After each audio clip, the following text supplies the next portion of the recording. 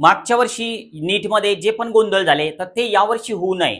येणाऱ्या 4 मेच्या एक्झाम मध्ये काहीही गैरप्रकार घडू नये तर यासाठी एनटीएनं एक लेटेस्ट चांगला अपडेट आपल्या वेबसाईटवर पब्लिश केलेलं आहे की ज्याचा फायदा अनेक विद्यार्थ्यांना या ठिकाणी घेता येऊ शकतो. आपल्या सेंटरवर किंवा आपल्या आजूबाजूला जर कोणी संशयास्पद असेल की जे नीटच्या एक्झाम पेपर बद्दल तुमच्या सोबत चर्चा करत असतील किंवा तुम्हाला असं कळलं की या ठिकाणी पेपर लीक होतोय तर त्याचं जे पण आहे अपडेट किंवा एखादा व्यक्ती तुमच्या सोबत काही बोलत असेल की मी तुमचं काम करून देतो तर त्याचं जे पण आहे ते तुम्ही डायरेक्ट ऑनलाईन त्यांची कंप्लेंट करू शकता. बघूया नेमका काय प्रकार आहे यामध्ये. बघा, जर समजा आपण बघायला गेलो तर होम मध्ये पब्लिक नोटीस मध्ये सुरुवातीलाच नंबर 1 ला तुम्ही रिपोर्टिंग करू शकता त्या व्यक्तींचं किंवा अशा पद्धतीने घडणाऱ्या घटनांचं की जे आजूबाजूला तुम्हाला दिसतंय. आता 4 मेची आपली एक्झाम आहे, यासाठी हे लेटेस्ट अपडेट आहे. यावर जर आपण क्लिक केलं तर या पीडीएफ मध्ये नेमकं काय काय दिलेलं आहे तर हे बघणं आपल्याला खूप महत्वाचं आहे, कारण हे लेटेस्ट अपडेट आहे आणि आपला विद्यार्थी जो की नीटला जाणार आहे तर यासाठी पालक आणि विद्यार्थी या दोघांना हे अपडेट असणं खूप गरजेचं आहे.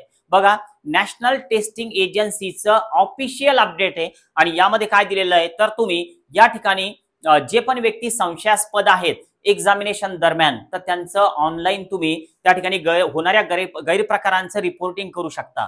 आता यासाठी एक प्लॅटफॉर्म एनटीएनं त्या ठिकाणी ओपन करून दिलेला आहे आणि यामध्ये नेमकं काय काय देण्यात आलेलं आहे बघा. Candidate can report. हे बघा, जर समजा तुम्हाला रिपोर्ट करायचा असेल असे व्यक्ती की जे तुम्हाला संशयास्पद वाटतायत किंवा अशा ऍक्टिव्हिटीज की ज्या तुम्हाला संशयास्पद वाटतायत, गैरप्रकार वाटतायत तर यासाठी तुम्ही पोर्टलला लिंकद्वारे त्या ठिकाणी ऑनलाईन रिपोर्टिंग सुद्धा करू शकता. एनटीए त्यांच्यावर ऍक्शन घेईल. आता या बाबतीत अजून काय काय दिलेलं दिसतं बघा. काय काय नेमकं यामध्ये तर अशा वेबसाईट किंवा अशा सोशल मीडिया की जे क्लेम करतात नीट 2025च्या पेपरच्या तुम्हाला देण्याबद्दल किंवा आमच्याकडे पेपर आहे असं जर तुम्हाला कुठं ऐकण्यात आलं आणि तुम्हाला जर गैरप्रकार थांबवायचे असतील तर या ठिकाणी तुम्ही ते ऑनलाईन रिपोर्टिंग करू शकता. आता जर समजा कोणी व्यक्ती की जो वैयक्तिक असा क्लेम करत असेल की नाही हे जे सगळं नीटचं आहे पेपरचं तर ते एक्झाम मध्ये मदत करणार सगळे कंटेंट तर ते सुद्धा तुम्ही रिपोर्टिंग करू शकता. नेमकं हे रिपोर्टिंग कसं करता येईल तर हे सुद्धा बघणं खूप गरजेचं आहे. यामध्ये आपल्याला एनटीए ची वेबसाईट देण्यात आलेली आहे. जर यावर आपण क्लिक केलं तर आपण जे सुरुवातीला जी वेबसाईट बघितली तर त्या वेबसाईटवर आपल्याला ती विंडो ओपन झालेली दिसते. बघा, आता ही ती वेबसाईट आहे. याला जर आपण स्क्रोल केलं मोबाईलवर सुद्धा या सगळ्या गोष्टी तुम्ही करू शकता.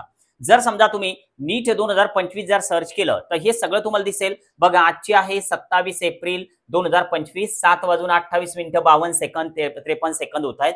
आता यामध्ये कॅन्डिडेट ऍक्टिव्हिटी मध्ये आपल्याला सुरुवातीला आता हे तर सिटी एक्झामिनेशन स्लिप जी आहे तर ही तुम्ही डाउनलोड केलेली असेल, त्याची प्रिंट तुम्ही घेतलेली असेल. हे कशासाठी तर फक्त आपल्याला एक्झाम सिटी समजण्यासाठी, हे काही ऍडमिट कार्ड नाही. आता बघा, हे जे नंबर 1चं आहे तर या ठिकाणी एक लिंक देण्यात आलेली आहे की ज्यावर तुम्ही रजिस्ट्रेशन करू शकता स्वतःच्या नावाचं आणि नंतर कंप्लेंट सुद्धा करू शकता. यावर जर आपण क्लिक केलं तर बघा अशी काही विंडो ओपन होते.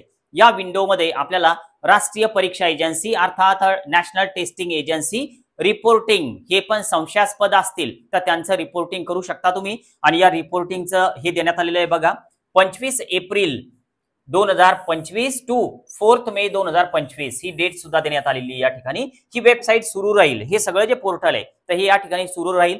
जर समजा रिपोर्ट करायचा असेल तर यामध्ये एक हे बटन देण्यात आलेलं आहे की रिपोर्ट हिअर. तर हे जर आपण क्लिक केलं तर यावर क्लिक केल्याच्या नंतर काय काय या ठिकाणी दिसतं तर हे पाहणं खूप गरजेचं आहे, कारण आपल्याला रिपोर्ट करताना काय काय स्टेप फॉलो करावे लागतील.